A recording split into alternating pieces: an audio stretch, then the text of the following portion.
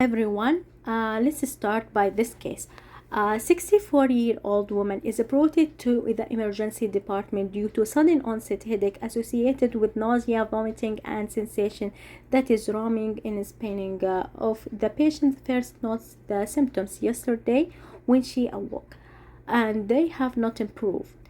She has had no ear pain, hearing loss, fever, or chills. She was recently prescribed hydrochlorothiazide and lisinopril for hypertension. Medical history also include type 2 diabetes mellitus and hyperlipidemia. The patient does not use tobacco or alcohol. Blood pressure is 124 over 60 76, pulse within the normal. In neurological examination with the patient yelling still show pure rotatory nystagmus but no extremely weakness or sensory loss. Walking cause a worsening of symptoms and patients fall toward the left side. Finger stick glucose is 145 mg per deciliter.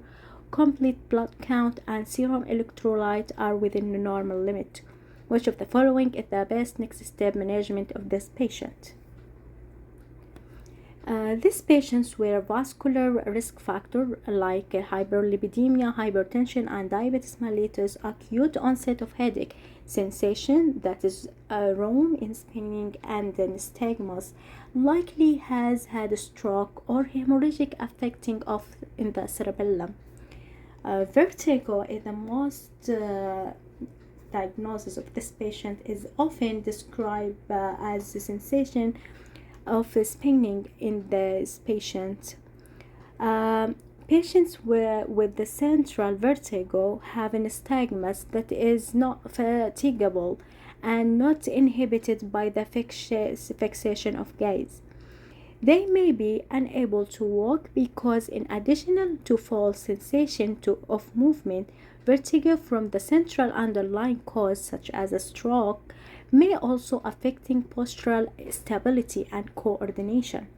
Patients with the central vertigo, such as this woman, should be evaluated for cerebral stroke or hemorrhagic, particularly if they have primary stroke risk factor like hyperlipidemia, diabetes mellitus, and hypertension, a new onset headache, or even neurological signs and symptoms such as weakness, numbness on the face or limb, or either dysarthria. Head imaging should be option and urgently, and the best of head imaging is CT scan is often option for first because it can complete faster than MRI. However, if the CT scan is negative, MRI of the brain is usually required for exclusion brainstem or cerebellum pathology, which may be not visualized by the CT scan. And the answer of this questions is non-contrast CT scan of the headache. But if we want to exclude other choice, in ambulatory ECG monitoring is diagnosed underlying the cardiac arrhythmia. However, the dizziness at the presentation is typically pre-syncope or syncope rather than vertigo. And choice B, hydrothiazide is diuretic that is can cause hypotension or hyponatremia, may result light headache or pre-syncope, not vertigo. And reassurance or oral imeclidine therapy is antihistamine, may be used a vascular suppressant for episodic vertigo from the vertigo of the condition labyrinthitis or motion sickness. Patients with acute central vertigo require evaluation for stroke or hemorrhagic and should not be treated with antihistamine. Last one is this maneuver for benign paroxysmal positional vertigo does not cause headache but affecting that semicircular canal, and therefore has a characteristic of a peripheral vertigo. In this slide, we show differentiated between peripheral and central vertigo. By peripheral vertigo, etiology is a benign positional vertigo, and Meniere's disease, vestibular neuritis, and nystagmus is characteristic for peripheral. Nerve is never purely vertical and inhibited by fixation of gaze, fatigable less than 1 minute, latency period 2 to 40 seconds.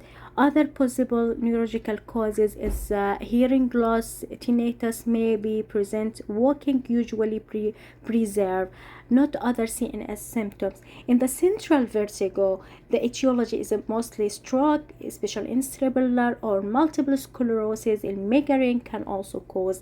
Characteristic of nystagmus may have triggered it and not inhibited by the fixation of gaze, not fatigable more than 1 minute, no latency period. Other possibility cause can cause a hearing loss, tinnitus, absent, several or postural instability, other CNS symptoms like a headache, diplopia, weakness, numbness of the face or limb, or also dysphagia often is present. As a conclusion of this